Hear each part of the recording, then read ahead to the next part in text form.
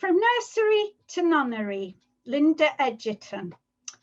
In the early days of the Shelley Group, not much was known about Linda Edgerton. The vivid colours of her nursery wear attracted some collectors, and the book, Gifts for Good Children, indicated her illustrations not only appeared on Shelley china, but also postcards, games, and books. It was thanks to another book, Cope's Postcards from the Nursery, that more facts about her came to light. Linda Edgerton was born in Staffordshire in 1890. Her father, William, was an engineering inventor, and her mother, Emma Amelia, was a fine amateur watercolorist, engraver, and leather worker. In 1917, after the death of her father, Linda and her mother moved to Sutton in Surrey to be near her newly married sister. Although Linda attended part-time classes at Sutton School of Art, she was mainly self-taught. After moving to Surrey, she started to paint and illustrate nursery rhymes, and having submitted samples to various publishers, she was soon receiving regular commissions from companies such as Delgado, Vivian Mansell, E.W. Savory, and Raphael Tuck, illustrating books and postcards. This puzzle is formed of large cardboard pieces, obviously for very young children. These 6 cards were printed by Vivian Mansell. The postal dates range from 1917 to 1919, and they evidently attracted the attention of Robinson, the manufacturers of soft drinks, who arranged to use this series to advertise their groats and barley for weaned babies. Nursery rhymes and fairy tales were by far Linda's favourite themes and accounted for about half of her total output of postcards.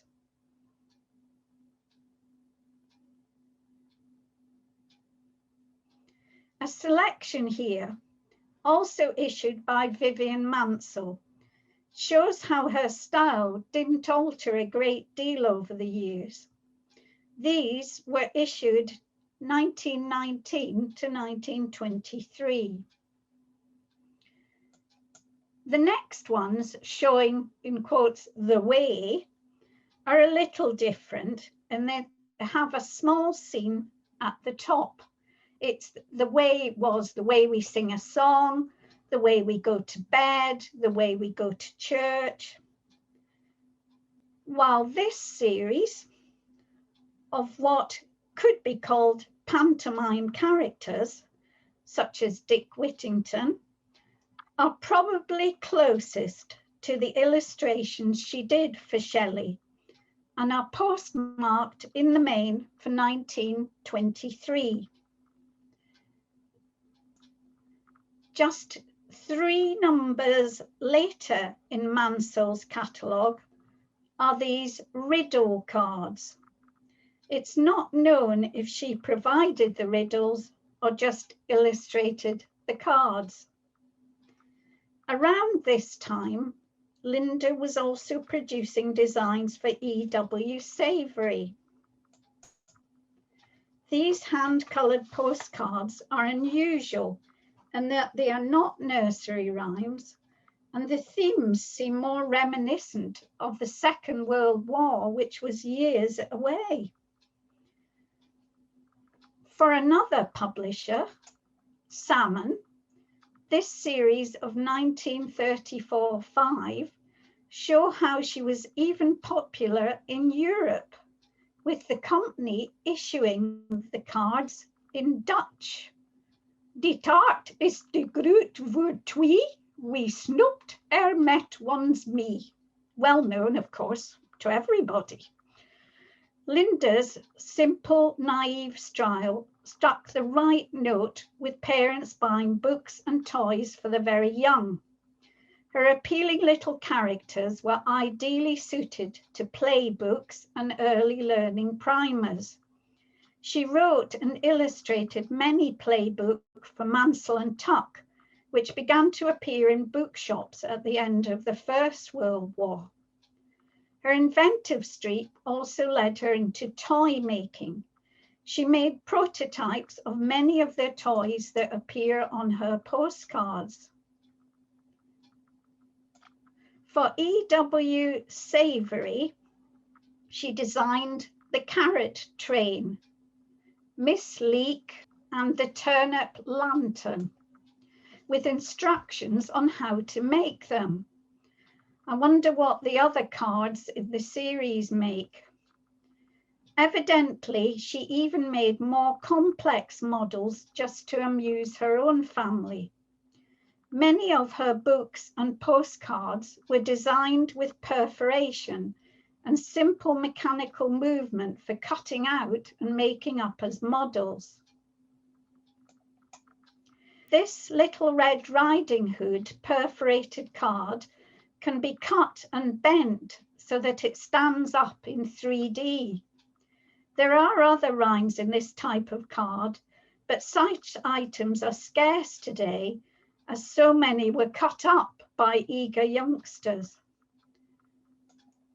On the opposite side is a possible example of the work she designed for Jacobson Welsh, contributing to their range of children's stationery, with designs for games, notepaper, notelets, invitations, and a wide variety of other ephemeral material. Here we have some examples from a deck of Happy Families cards from Chad Valley. It would be too much to show all the cards, so these are just 3 of the families: the Tubes, artists, the Duns, Pierrots, and the Greens, golfers. There are no signatures on any of the cards, but on Mrs. Tube's easel is a picture signed by Linda Edgerton. The other families in the series are the Artichokes as gardeners, the Atkins as soldiers, the Golds as jewelers, the Pies as chefs, the Sweets as sweet makers, the Hakes as fishermen, and the Tars as sailors. Then, in 1924, Shelley commissioned 6 nursery rhymes for a nursery wear series and made the usual range of items, such as baby plates, mugs, cups and saucers, tea plates, and jugs. They also did presentation boxes with a bowl and spoon, a rather nice christening present, which you will see later.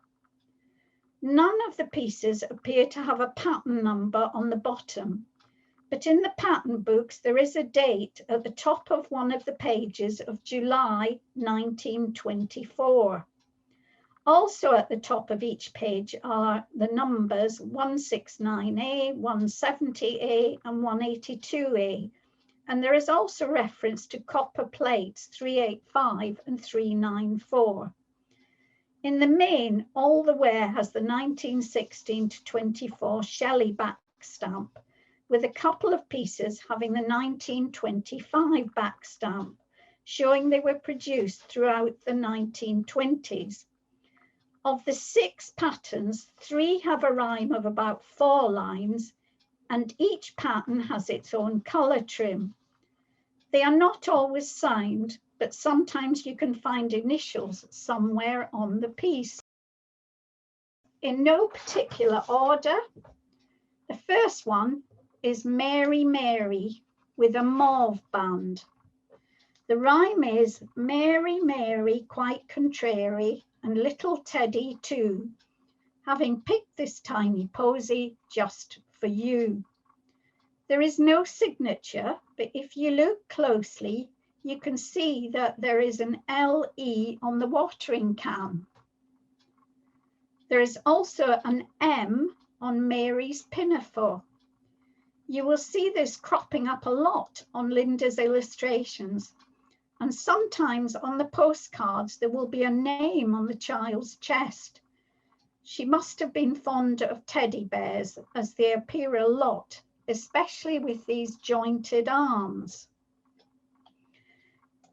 With the next pattern of Daffy Down Dilly on a Vincent cup, as might be expected considering the rhyme, the colour trim is deep yellow with the words, Daffy Down Dilly went up to town in a green petticoat and a yellow gown. The third one with a whole rhyme is Simon went a-fishing. Simon went a-fishing and little Teddy too. They each caught a big, big fish just for you. This time the colour trim is light blue. There is no signature on the piece, but if you look closely, there is an E on Teddy's bucket for Edgerton or maybe Edward Bear. The other three do not have a full rhyme and perhaps were designed to be given as presents, considering the words on two of them. Little Red Riding Hood sends her love to you. The trim is now green, and although there is no signature, the initials LE are on the wolf's basket, and RRH, Red Riding Hood, is on Red Riding Hood's bag. Next up is little Tommy Tucker, who sang for his supper. And there is Teddy again, now tucking into a plate of biscuits. This time the mug is signed, and Shelley has used a red trim. Finally, we have Little Boy Blue, with the words, Little Boy Blue sent these kisses just for you. There are 6 kisses. Is that a little bit over the top? This is a Savoy-shaped cup with a dark blue trim. Note that the lambs have wheels.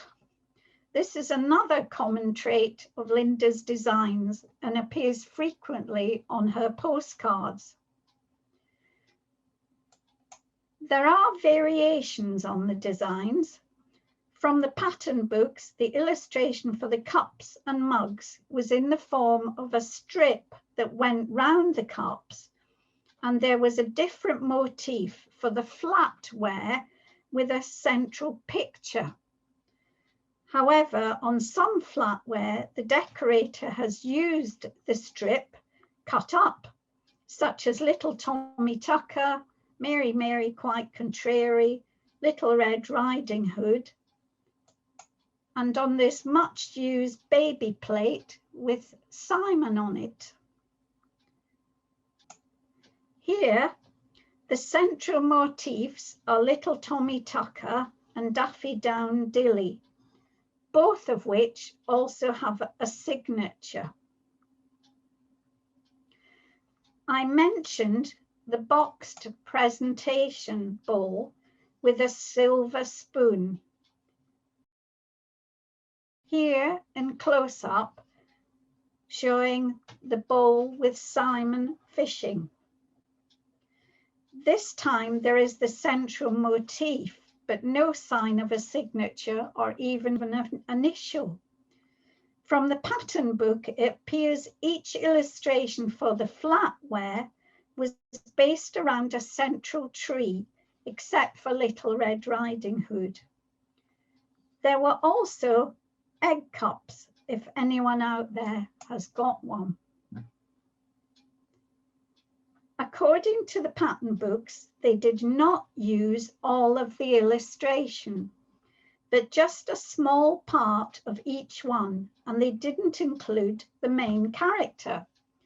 Little Tommy Tucker as Teddy eating from his plate of biscuits.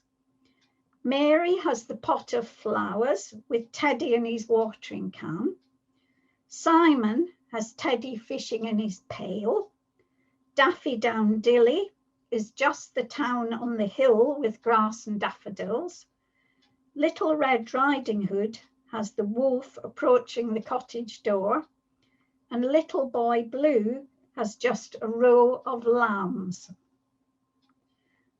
After her mother's death, Linda became disillusioned with commercial art, and in 1938, rejecting a career that spanned more than 25 years, she ceased to work as an illustrator and joined St. Catherine's Convent near High Wycombe in Buckinghamshire. She became a nun and remained there for the rest of her life.